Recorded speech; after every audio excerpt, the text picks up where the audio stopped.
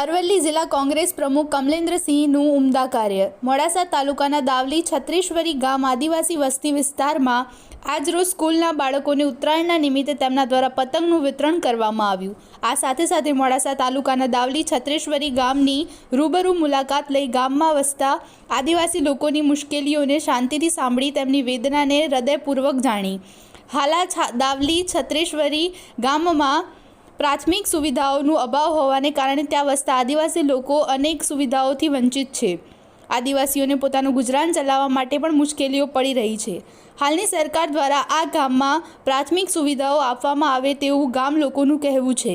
કોંગ્રેસ પ્રમુખ કમલેન્દ્રસિંહ આદિવાસી લોકોને પોતાના પ્રશ્નોને વાચા મળે તે બાબતે સરકારશ્રીમાં રજૂઆત કરવાનું જણાવ્યું.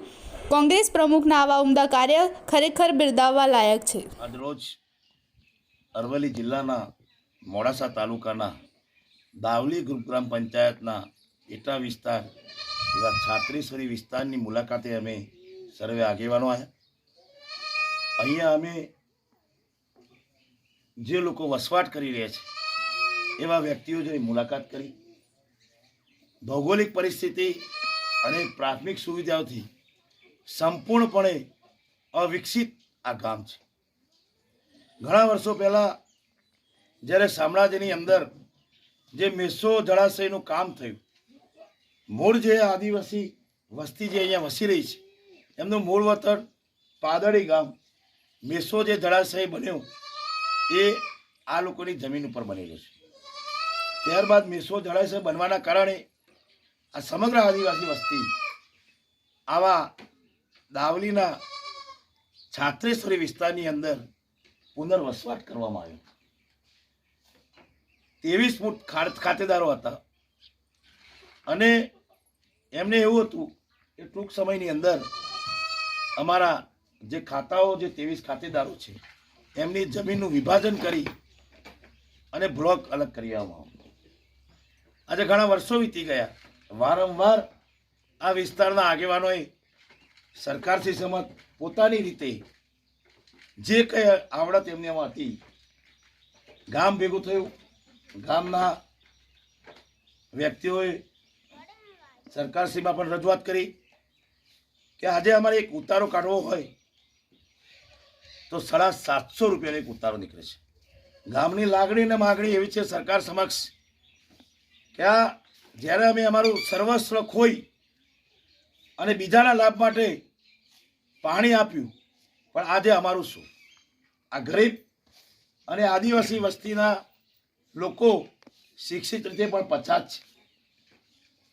હું સરકારશ્રીને વિનંતી કરું કે આવા આદિવાસી વિસ્તારની સરકાર મુલાકાત લે અને આ વિસ્તારની અંદર જે પ્રાથમિક જરૂરિયાતો છે, જેવી કે અહીંયા 1 થી 8 ધોરણ સુધીની શાળા ચાલી રહી છે. શાળાની અંદર પણ પૂરતા ઓરડાઓની અછત સર્જાઈ રહી છે. અહીંયા ગામની અંદર મહિલાઓનો વિકાસ થાય અને દૂધ ઉત્પાદન ક્ષેત્રે એમની આર્થિક સદ્ધરતા બને એ માટે મહિલા ડેરીની પણ અહીંયા રચના કરવાના છે.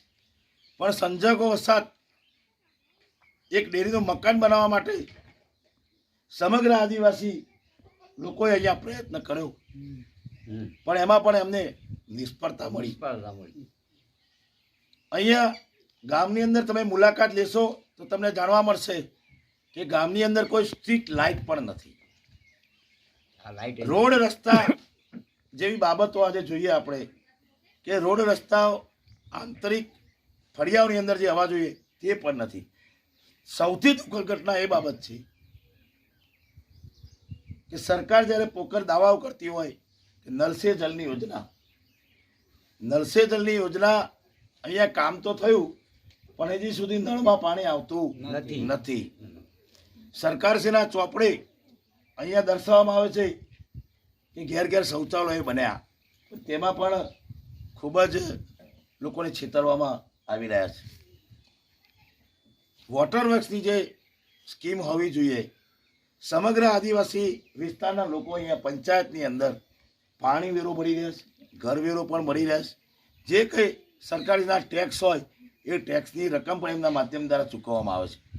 પણ અહીંયા કોઈ વોટર વર્ક્સની કોઈ સગવડ નથી, જેના કારણે સવારે ઉઠીને મહિલાઓ પોતાના બોર ઉપર કે બીજાના બોર ઉપર જઈને પીવાના પાણી, ઢોર અહીંયા તમે જોઈ રહ્યા છો કે અહીંયા પશુપાલનના વ્યવસાય કરતા લોકો આજે ગાય ભેંસ બકરા અને બધું જ અહીંયા રાખી રહ્યા હોય છે.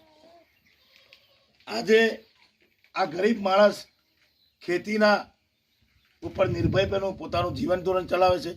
ક્યાંક મજૂરી ક્ષેત્રે દાળી મજૂરી કરવા માટે દાળી મજૂરી જતા હોય છે. એમને પૂરતો સમય જે છે પાણી લાવવામાં જ જતો રહે છે. એટલે આવી અસંખ્ય યોજનાઓ જેવી કે એમને સરકારશ્રી તરફથી મળતા આદિવાસીના જે લાભ હોવા જોઈએ એ લાભ જમીનનું બ્લોક વિભાજન ન હોવાના કારણે આજે એમની પરિસ્થિતિ એવી આવી છે કે વ્યક્તિગત રીતે જો વ્યક્તિ લાભ લેવા માગે એમને લાભ મળતો નથી. મારે આપણા માધ્યમથી સરકારશ્રી તરફ એટલો અવાજ પહોંચાડો કે જેથી કરીને આવા જે લોકોએ પોતાનો સ્થળાંતર કરી અને પોતાની જમીનોનો ભોગ આલી અને બીજાઓને જ્યારે ફાયદો પહોંચાડ્યો છે એવા વિસ્તારના છાત્રીસોરી વિસ્તારના લોકોને ભગવાન સરકારને સદબુદ્ધિ આપે કે આવા જે અન્ય કાર્યો છે તે પૂર્ણ થાય, જેથી કરીને આ વસ્તી એ પોતે આગળ વધે અને એમના છોકરાઓનું ભવિષ્ય પણ સુધરે, માણસોનું પણ ભવિષ્ય સુધરે. હું સમગ્ર અહીંયા વિસ્તારના લોકો જોડે બેઠો છું. આ ભાઈ મારી બાજુમાં છે અરવિંદભાઈ. અરવિંદભાઈ, શું કહેશો તમે? હું કહીએ સાહેબ કે અમારે શું હોય કે વર્ષોથી અહીંયા વીતેલા વર્ષોથી અમારી જમીન ખાતે નહીં થતી. અમે દોડધામ કરીએ, મોડાસા જાવ, ધક્કા ખાઓ, પંચાયત પેલામાં જ આવું, પાછું ઓફિસમાં જાય, આવે જાય પણ આજ સુધી કોઈ આવ્યું નહીં. પોતાનું જીવન લશ્કરની અંદર સમર્પિત કરનાર અને આ દિનેશભાઈ ફોજી જેઓ આર્મીમાંથી રિટાયર થયા છે, આપણે તેમને પણ એમની દુઃખદ ઘટના એમના મુખેથી સાંભળીએ. આજ સુધી અમે શામળાજી ડેમથી આવેલા કેટલા વર્ષો, કમસે કમ 70 વર્ષ થઈ ગયા, તોય હજી સુધી અમારી કોઈ સરકારશ્રી સાંભળતું નથી. જમીન કેને નામની ખાતે નથી. એના માટે અમે આજે અહીંયા થોડીક મીટિંગ રાખેલ છે.